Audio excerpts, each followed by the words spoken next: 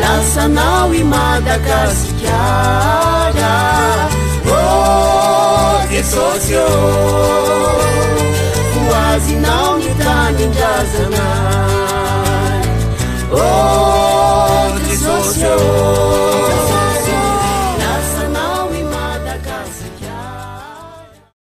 Fiadanane fifoazam-panatanteraka laharana fa 5 tsy nisaraka tamin'ny vavaka ny lalao nirahana tamin'ny barea na ny barea tranony io na ny barea matianina zay natonga atsika atao lalao famaranana ary mety apitratsika amin'ny mondial amin'ny heritaona.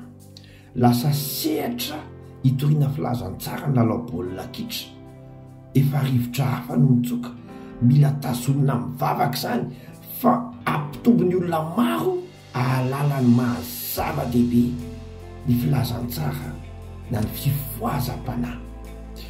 Alefa barea fiadanane alezay mahirahira fa falifaly, alezay ivazovazo faravoravo, manoratra tantara ny Madagasikara, sotrara yo fianao no tena tsara, mandamilay atokisanay reareanay ekipanay, mandamilay atokisanay reareanay ekipanay.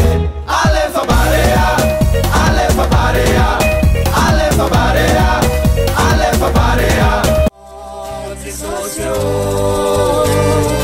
Lasanao I Madagasikara, oh Jesús hoazinao ny tanindrazanay, oh Jesús